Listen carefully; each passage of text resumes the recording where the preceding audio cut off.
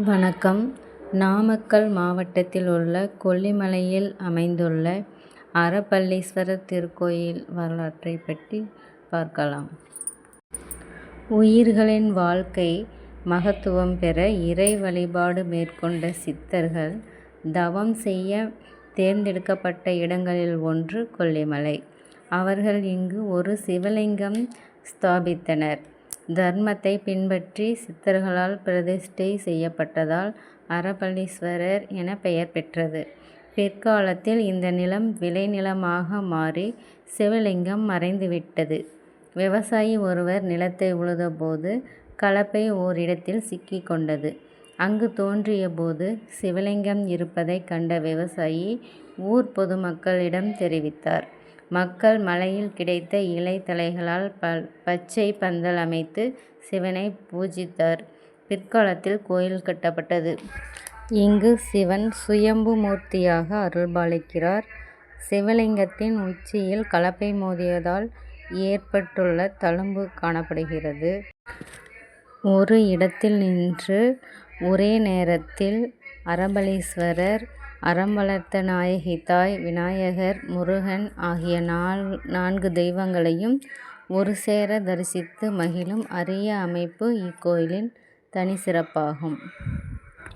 சங்ககால சேர மன்னர்களில் வள்ளலாக விளங்கியவர் வல்வேல் ஓரி.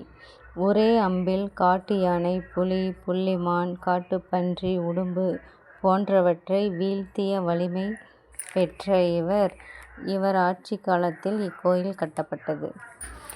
இயற்கை அன்னையின் அழகை ஒட்டுமொத்த குத்தகைக்கு எடுத்துக்கொண்ட இந்த மலை அழகுகளில் கொல்லிமலை சிறப்பு பெற்றது.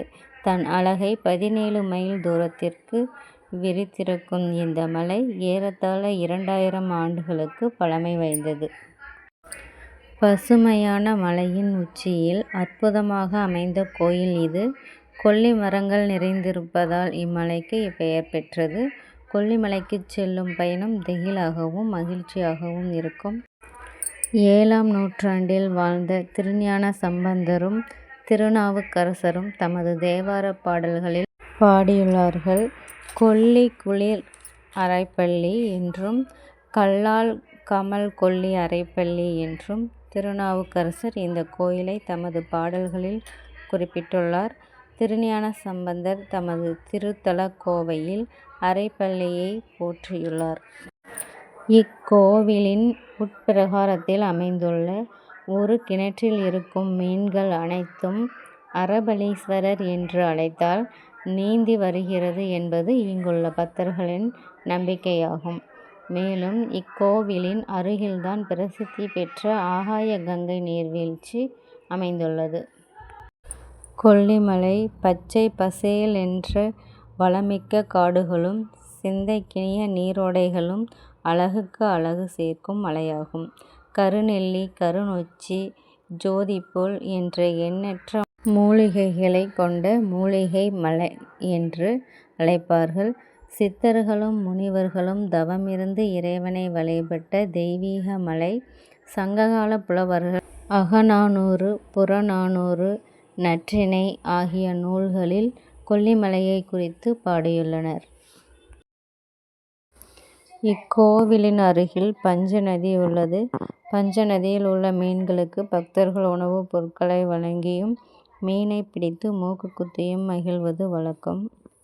அறப்பளீஸ்வரர் மீன் வடிவில் இருப்பதாக பக்தர்கள் நம்புகின்றனர். இதனால் கோவிலுக்கு செல்வதற்கு முன்னரே பக்தர்கள் ஆற்றில் உள்ள மீன்களுக்கு சாதம், பல வகை தின்பண்டங்களை அளித்து வழிபாடு செய்கின்றனர். அதன் பின்னே கோயிலுக்கு சென்று வணங்குகிறார்கள்.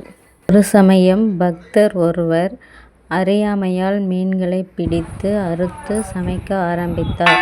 மீன் குழம்பு கொதிக்க ஆரம்பித்தது. அப்போது கொதிக்கும் குழம்பிலிருந்து மீன்கள் தாவி குதித்து ஓட ஆரம்பித்தன. எனவே இந்த கோயில் ஈஸ்வரனுக்கு அறுத்த மீனை பொருத்தி உயிர்ப்பித்த அறப்பளீஸ்வரர் என்ற பெயர் வழங்கலானது. ஆடிப்பெருக்கு, மகா சிவராத்திரி, நவராத்திரி உற்சவம், திருக்கார்த்திகை தீபம், அன்னாபிஷேகம், திருவாதிரை, பிரதோஷம், பௌர்ணமி, அமாவாசை, ஆருத்ரா தரிசனம் என விழாக்கள் கொண்டாடப்படுகிறது. இருந்தாலும் ஆடி 18 ஆடிப்பெருக்கு திருவிழா இத்தலத்தின் தலையாய வருட முக்கியமான வைபவமாகும். ஆடி 15 அன்று கொடியேற்றத்துடன் துவங்கி அபிஷேகம், திருக்கல்யாணம், சுவாமி புறப்பாடு, மஞ்சள் நீராட்டு, இறக்கம் என 5 நாட்களும் பெருவிழா காலங்கள்தான். கொல்லிமலையில் உள்ள அனைத்து ஊர்களில் இருந்தும் பக்தர்கள் பெருந்திரளாக கலந்து கொள்வார்கள். மேலும் இங்கு வாழும் பூர்வ மலைவாழ் மக்கள் தமக்கே உரித்தான பல வண்ண ஆடைகளில் கலந்து கொண்டு கொண்டாடுவது கண்களுக்கு விருந்தாக அமையும். சுற்று பிரகாரத்தில் வள்ளி தேவசேனாவுடன் முருகனும், விநாயகர், காசி விஸ்வநாதர், விசாலாட்சி, லட்சுமி, சரஸ்வதி, தட்சிணாமூர்த்தி, சண்டிகேஸ்வரர், துர்க்கை, காலபைரவர், சூரியன், சந்திரன், நவகிரகங்கள், சேஷ்டா தேவி போன்ற தெய்வங்கள் எழுந்தருளியுள்ளனர். பிரார்த்தனை: திருமணத்தடை, குழந்தை பாக்கியம், கல்வியில் சிறந்து விளங்க இறைவனை பிரார்த்திக்கலாம். குடும்ப பிரச்சனையில் பெற்றோரை பிரிந்தவர்கள், தாய் மகன் இடையே மனக்கசப்பு உள்ளவர்கள் இங்கு வேண்டிக் கொள்ள மீண்டும் சேருவார் என்பது நம்பிக்கை. நீதி கிடைக்க இங்கு வேண்டிக் கொள்வார்கள். பிறரால் அநீதி இழைக்கப்பட்டவர்கள் நீதி கிடைக்க இங்கு வேண்டிக் கொள்கிறார்கள். இக்கோவிலிலிருந்து சற்று தூரத்தில் ஆகாய கங்கை தீர்த்தம் அருவியாக கொட்டுகிறது.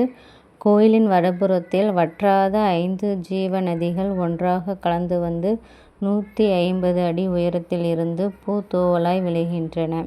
கொல்லிமலையின் ஆயிரம் அபூர்வ மருத்துவ குணங்களையும் எல்லாம் அள்ளி வந்து கொட்டும் நீர் அருவியாகிய பின் ஆறாக ஓடுகிறது. ஆகாயத்திலிருந்து விழுவது போல இருப்பதால் இப்பெயர் பெற்றது. அருவிக்கு செல்ல படிக்கட்டு உள்ளது.